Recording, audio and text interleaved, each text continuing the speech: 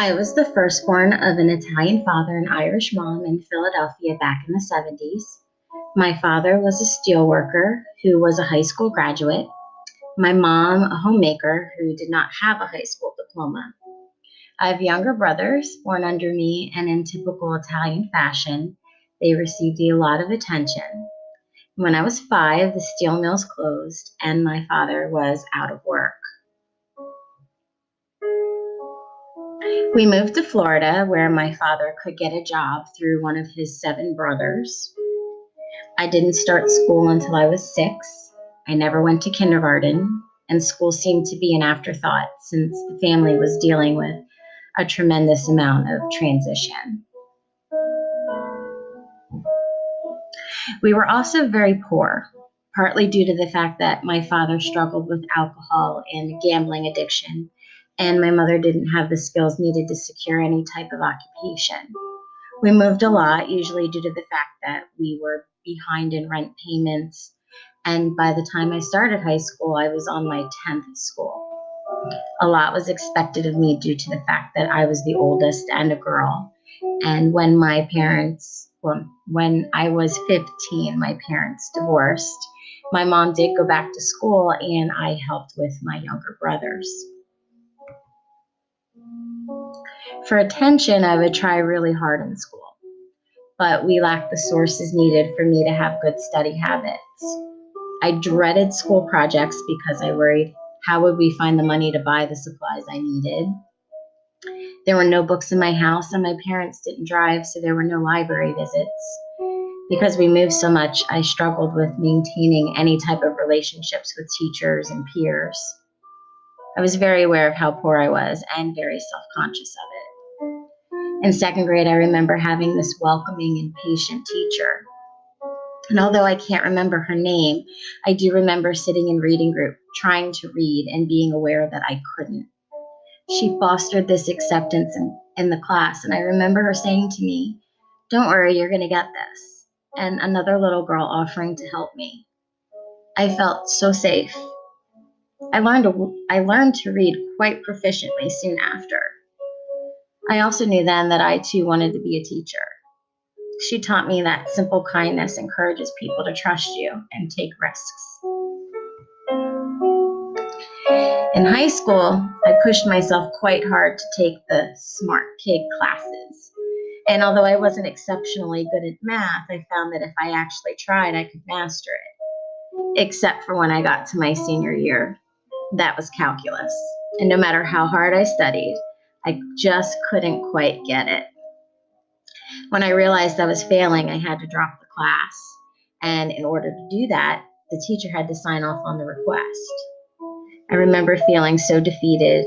There was something I couldn't do even if I worked at it. And I was embarrassed as I entered the class with the teacher in the front of the room and students at their desks. And as I handed the card to the teacher, he said to me, "Lori, you're just not ready yet, but I promise, if you try again, maybe next year in college, it will click."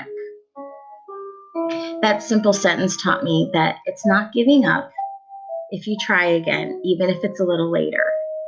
And maybe you might not be ready for something now, but that doesn't mean that you won't be ready for it later. I did take the class in college, by the way, and I got an A. For college, I decided to move back up north where I had family because it's hard to take college seriously living 20 minutes from the beach. I became the only person in my family to graduate college. I started at the Community College of Philadelphia in Center City. I earned my associates and then transferred to Holy Family University to get my bachelor's in education. And while I was attending Holy Family University, I applied for a partial scholarship. And I remember sitting in front of the board in my interview, and they asked me, "What are your plans for teaching?" I responded that I wanted to work in Philadelphia. And the board members looked shocked, and they asked me why. So I responded, because they need people who want to be there. I was offered the scholarship, but more importantly, my passion for working in urban schools was reinforced. I began teaching. I'd buy all the supplies for the classroom that I thought my students would need throughout the year. because I didn't want anyone to worry about how they were going to pay for any type of colored folder that I thought would be extra organized for writing. Continued to be sensitive when I saw students being ostracized by classmates, and look for underlying reasons so that it can be addressed as a class. Because of my background, I am sensitive to students who have similar backgrounds and home life, finances, or lack of support from parents. And as I got older, it made me realize that it wasn't that my parents didn't care about school. My mom was quite vocal that I was to go to college. It was that they just didn't know how to be supported with the limited background that they had. I know they trusted my teachers, but they also didn't know how to support us academically at home. I took this knowledge with me when I met with parents of my students.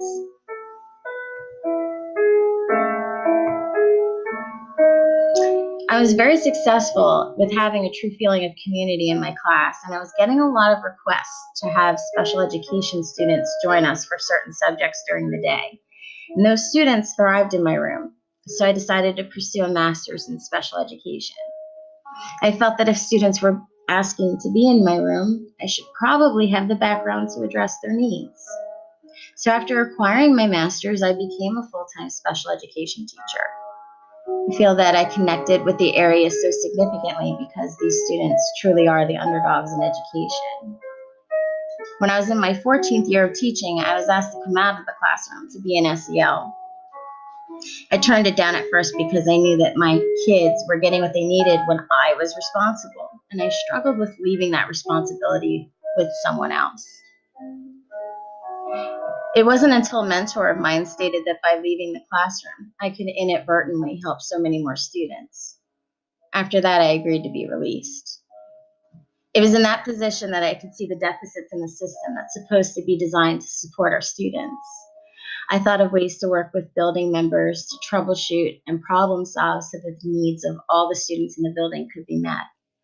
And I was lucky. I had an administrator who trusted me and worked with me to help get this realized.